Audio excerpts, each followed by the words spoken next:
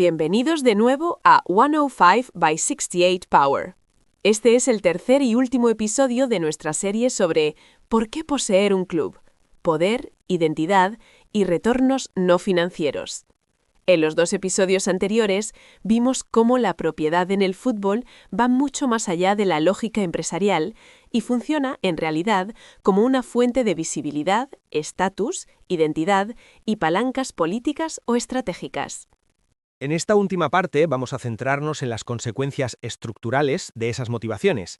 Veremos cómo la propiedad de un club puede convertirse en un espacio delegado para ejercer poder, cómo a veces se ejerce autoridad sin competencia técnica, y por qué el fútbol, como sistema, es especialmente capaz de absorber decisiones irracionales, que en la mayoría de sectores serían insostenibles. A partir de ahí, vamos a consolidarlo todo en un marco claro de retornos no financieros y cerraremos el capítulo reformulando la propia pregunta sobre la propiedad, no como un enigma o una paradoja, sino como una respuesta coherente al tipo de poder que el fútbol concentra de manera única. Nuestro primer tema de hoy es poder delegado y asignación de oportunidades en la propiedad futbolística. Hay una dinámica recurrente de propiedad en el fútbol que se entiende mejor no como una excentricidad individual, sino como una función estructural dentro de determinados sistemas de riqueza y de familia. En estos casos, los clubes actúan como entornos de poder por delegación, espacios donde se ejercen autoridad, visibilidad y toma de decisiones sin poner en riesgo directo los activos económicos principales de una familia o de un grupo.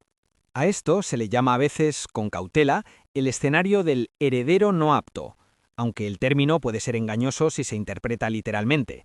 El problema rara vez es falta de inteligencia o de esfuerzo, suele ser más bien un desajuste entre ciertas personas y el negocio principal de la familia. El fútbol ofrece una arena alternativa en la que el poder puede ejercerse de forma significativa, mientras el riesgo queda parcialmente aislado de la fuente central de riqueza. En esta configuración, el club funciona como una zona de autoridad contenida. Absorbe ambición, ego, experimentación y a veces error, en un contexto donde los resultados, por naturaleza, son inciertos y la rendición de cuentas es difusa. El rendimiento deportivo depende de muchas variables, lo que permite que la toma de decisiones sea imperfecta, sin amenazar de inmediato la legitimidad de quien manda. Y es importante distinguir esta lógica de un fenómeno relacionado pero distinto, la asignación de oportunidades, o lo que podríamos llamar colocar a alguien.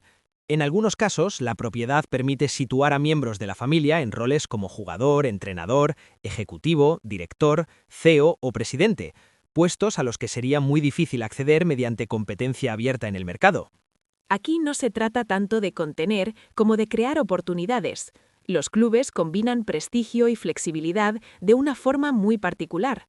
Los roles pueden moldearse, protegerse o justificarse con argumentos de lealtad, visión a largo plazo o identidad, más que estrictamente por credenciales o experiencia previa. Lo que hace que el fútbol sea especialmente apto para ambas dinámicas es su aislamiento estructural. Hay altísima visibilidad, pero poca transparencia operativa. El éxito y el fracaso se interpretan más desde la emoción que desde el análisis. Las decisiones se juzgan a posteriori, los resultados son probabilísticos, y la narrativa suele imponerse a la evaluación del proceso. Como consecuencia, el fútbol tolera formas de autoridad y de asignación de roles que en la mayoría de entornos corporativos o institucionales serían inviables. Los errores los absorbe el propio sistema, se reencuadran por el contexto o se posponen a la siguiente temporada. Y la idea de fondo no va de individuos, sino del sistema. El fútbol tiene una capacidad excepcional para absorber irracionalidad, proteger la experimentación y sostener la autoridad incluso en medio de la incertidumbre. Y eso lo hace atractivo no solo como actividad deportiva, sino como amortiguador de gobernanza dentro de estructuras familiares, económicas y de poder más amplias. Nuestro siguiente tema de hoy es control sin competencia, la excepción del fútbol. Una de las características más distintivas de la propiedad en el fútbol y una de las que más lo separa de otros sectores es hasta qué punto un propietario puede ejercer una influencia enorme sin tener una competencia técnica profunda en la actividad central de la organización. En el fútbol, autoridad y conocimiento no están estructuralmente unidos como suelen estarlo en la industria, las finanzas o los sectores tecnológicos. Esto es posible en gran medida porque el fútbol es un sistema opaco para quien está fuera. La complejidad técnica del deporte, táctica, captación, rendimiento, psicología y el peso del azar hacen muy difícil trazar líneas claras entre buenas decisiones y malos resultados. Por eso es complicado medir la competencia y todavía más difícil demostrar la incompetencia de forma concluyente. Al mismo tiempo, los resultados son inherentemente probabilísticos. Los partidos se deciden por pocos eventos, una temporada puede girar por detalles mínimos, y el rendimiento está condicionado por factores que solo se controlan parcialmente. Esa incertidumbre debilita el bucle de retroalimentación que en otros sectores expone rápidamente un liderazgo defectuoso o una estrategia mal diseñada. Y como los resultados son inestables y a menudo volátiles, el fracaso se puede reencuadrar. Una mala temporada puede atribuirse a lesiones, arbitrajes, calendario cargado o simple mala suerte. Incluso el bajo rendimiento repetido puede integrarse en narrativas más amplias, sobre reconstrucciones, proyectos a largo plazo o desigualdad competitiva. Esa flexibilidad narrativa crea un entorno de gobernanza muy particular.